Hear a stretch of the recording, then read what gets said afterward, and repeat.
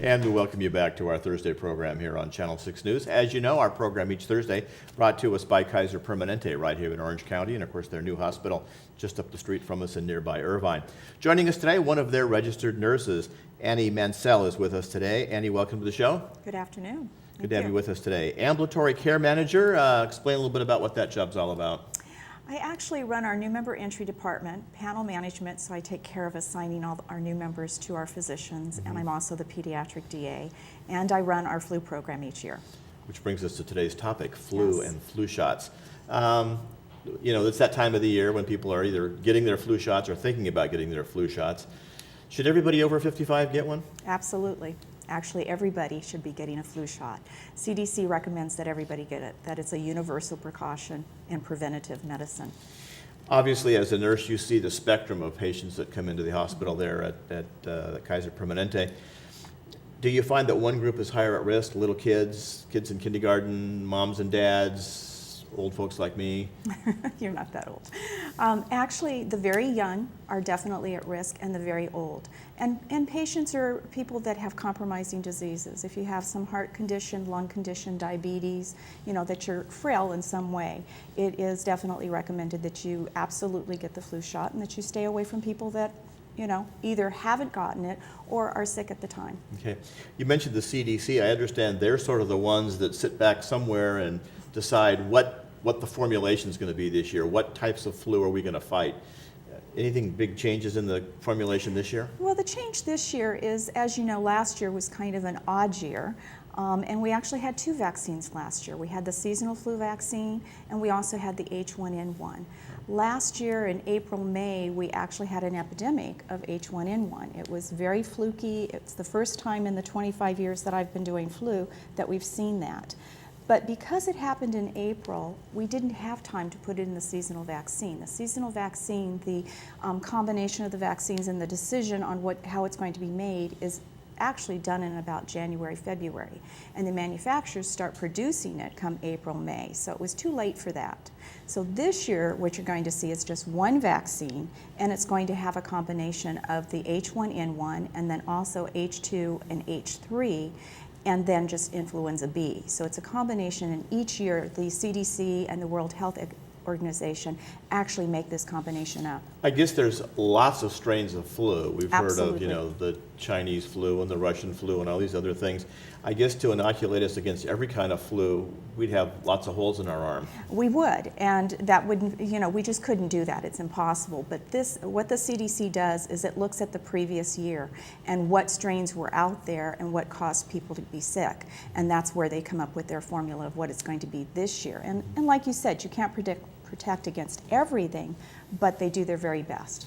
In addition to getting the flu shot, which you're recommending we all do, are there other things we can do to help keep ourselves healthy and well during the flu season? Well, again, as I said, if you've got family members that are sick, ask them not to come over and visit. If you're going somewhere, you definitely want to be washing your hands frequently, you know, touching doorknobs, touching elevator buttons. We all touch them, handling money.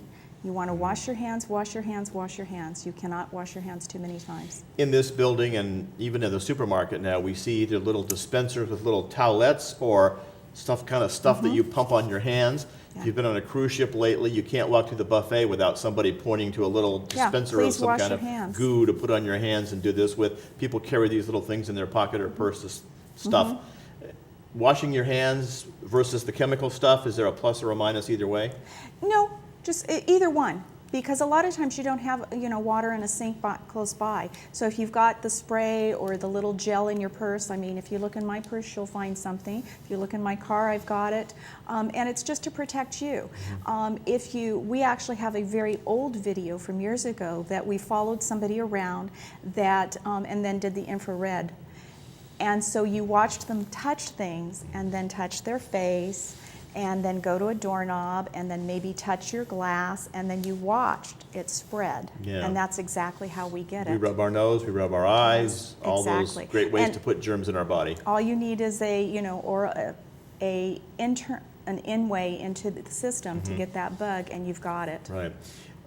A lot of different ways, a lot of different places to get the flu shot. For Kaiser members, I understand you've got some creative ways even some drive-through clinics, I understand. We do. We've done Drivethru clinic now for about 5 years, and the last 2 weekends we've actually had Irvine Medical Center for Drivethru. Typically, if you get in line and you're not the very first one in line, because you know how everybody wants to be first, so the line stacks, but you can get through in about 5 to 10 minutes with your flu shot. You just drive through, we fill out the paperwork for you, we stick you don't even have to get out the car, and you're done.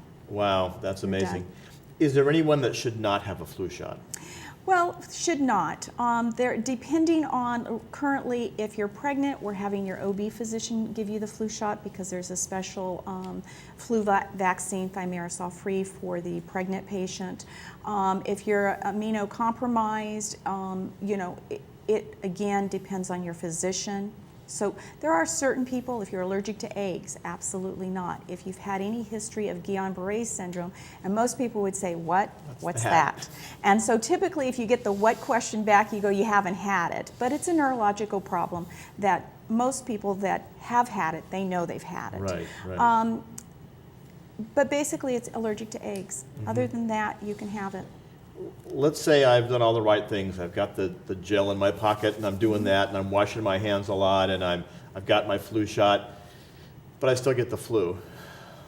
How do I take care of myself? How do I get back to activity, back to work as quickly as possible? Well, you want to take care of yourself in the symptoms. A lot of people, they don't really feel that sick. They might feel a little bit puny. If you are sick, if you're running a temperature, you want to stay home. Because if you're running a temperature, you're spreading it. You're contagious at that time. So it is important for you to stay home and take care of yourself. Lots of fluids. Monitor what you're eating. You eat what you feel like eating, but light soups. You want to make sure that you are drinking lots of fluids. And if you're not better in 3 days or you're getting worse, then you definitely want to contact your physician because you may need something else. Okay, it may not be the flu. May not be the flu. Maybe something bacterial, might not be virus. On that note, a lot of people feel that if they call their doctor and go in that they're going to get an antibiotic. Yes. You cannot cure a virus with an antibiotic.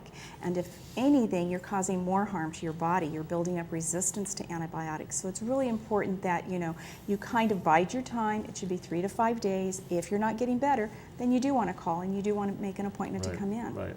And I guess you should let them know that you think you have the flu, but you're not sure, because obviously they're going to want to take precautions Absolutely. to protect their staff, the other patients, and themselves. We don't want you getting sick and the doctor, Absolutely. because who's Yeah. going to take care of us if the doctors and nurses are all sick? Absolutely. And one of the things that we've done just for the last couple of years is we actually have signs in front of our buildings that say protect everybody. And so if you're coming into a building and you're coughing really bad, then we have masks that you can put on, and that's to protect you and protect Right. other patients Right. and the healthcare workers. Right. And of course, we're coming up on that time of the year when we're all seeing family and friends. We've got the holiday season ahead of us. Being sick at that time is, I guess, doubly miserable. It's no fun, but again, I would recommend that if you're sick, give the gift of kindness to your family members and stay home. Use the phone or Skype if you have that on your computer and Yeah. communicate with your family that way. You've given us some great tips, and again, if people have specific questions, they should talk to their individual doctor. Should people expect a reaction? Usually there isn't a reaction. Some people get a local redness, tenderness in the arm, but it usually only lasts a day or two. All right. A lot of times people say, well, I got the flu from Yeah. the flu shot. That's not possible. Okay, good. Thank you so much for sharing some good information with us. We hope none of us get the flu, but if you want to prevent it, again, getting that flu shot very, very important at this time. We'll continue on with more of our program here on Channel 6 for this Thursday, right after this.